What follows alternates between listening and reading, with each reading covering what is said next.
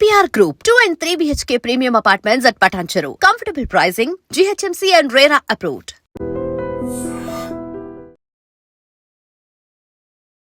Hello views, welcome to iDream media. జీవితం చాలా చిన్నది, అంతేకాదు ఎంతో అందమైనది. ఈ విషయం తెలియక చాలా మంది క్షణికావేశంలో తీసుకున్న నిర్ణయం కారణంగా కుటుంబంలో తీవ్ర విషాదమే నెలకొంటుంది. అసలు తెలిసి తెలియని వయసులో తీసుకున్న నిర్ణయాల కారణంగా ఆ కుటుంబంలో గర్భశోకాన్ని మిగిల్చింది. సంక్రాంతి పండుగ సందర్భంగా ప్రతి ఇంట్లో సందడి వాతావరణం నెలకొంది. కానీ ఆ ఇంట్లో మాత్రం విషాద ఛాయలు అలుముకున్నాయి. విశాఖపట్నం జిల్లా ఎంవిపి కాలనీకి చెందినటువంటి ఒక బాలిక ఉరి వేసుకొని చనిపోవడంతో ఆ ఎంవిపి కాలనీ ప్రాంతం అంతా కూడా విషాద ఛాయలు అనుకున్నాయి. అసలు కారణం తెలిస్తే ఎవరైనా ఆశ్చర్యపోవాల్సింది. ఒక చీర గురించి వచ్చిన తగు కారణంగా బాలిక క్షణికావేశంలో నిర్ణయం తీసుకొని ఉరి వేసుకొని చనిపోయింది. ఆ తల్లిదండ్రుల రోదనలు అయితే మాత్రం విన్నంటాయని చెప్పుకోవచ్చు. పాత వెంకోజీ పాలనకి చెందినటువంటి బాలిక సంక్రాంతి పండుగ సందర్భంగా అమ్మని చీర కొనమని అడిగింది. ఇప్పుడు పండగ కదమ్మా, చీర కొంటే పెద్ద అమ్మాయిలా కనిపిస్తావు, సో లంగావాణి కొనుక్కుంటే ఇంకా అందంగా ఉంటావు, లంగావాణి కొంటానని అమ్మ అన్నది. సో లంగావాణిలో ఆ కూతురుని చూసి మురిసిపోవాలని అనుకుంది తల్లి. కానీ నాకు నచ్చిన చీరలో నేను తయారయ్యి ఫొటోస్ తీసుకోవాలనుకుంది ఆ కూతురు. ఎవరిది తప్పులేదు. ఇద్దరిది కూడా వాగ్వివాదం జరిగింది.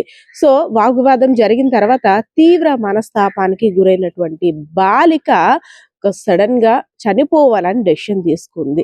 ఎంతగానో ప్లాన్స్ చేసుకుంది. ఎలా చనిపోవాలి, పాయిజన్ తీసుకోవాలా, లేదా ఉరి వేసుకోవాలా, లేదంటే బీచ్ లో పడిపోవాలా, ఇవన్నీ ఆలోచించిన తర్వాత ఎవరైతే బాలిక ఉందో ఆమె యొక్క అమ్మమ్మ తాతయ్య ఎంవిపి కాలనీలో ఒక అపార్ట్మెంట్ లో సెక్యూరిటీ గార్డ్ గా పనిచేస్తున్నారు.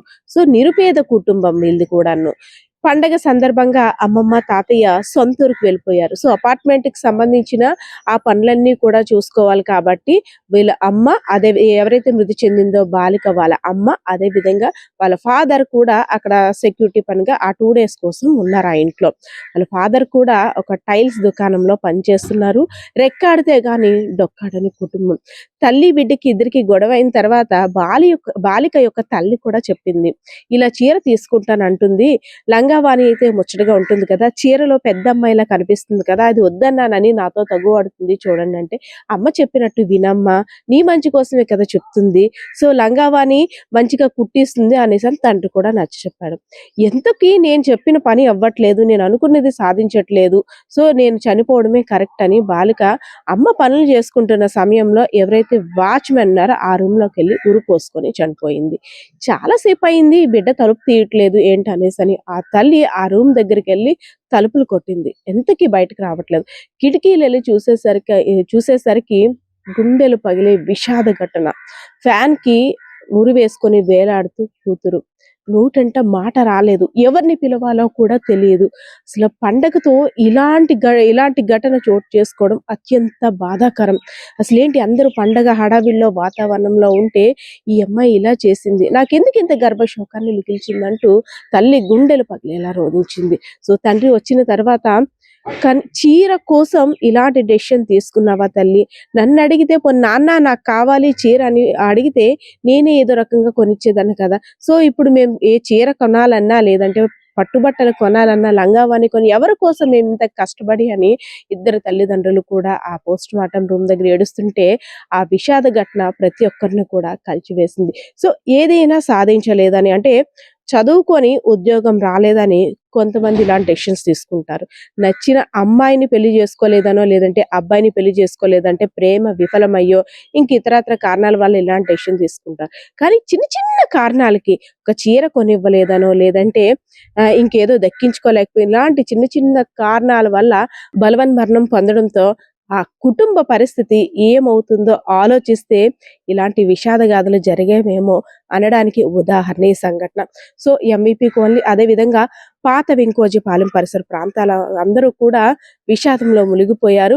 ఎందుకంటే సందడిగా తిరిగేటువంటి ఆ బాలిక ఒక్కసారిగా ఇంకా అనంత లోకాలకి వెళ్ళిపోయిందనే వార్త తెలిసిన తర్వాత ఇలాంటి చిన్న విషయాలు కూడా ఇలాంటి డెసిషన్స్ తీసుకుంటారా?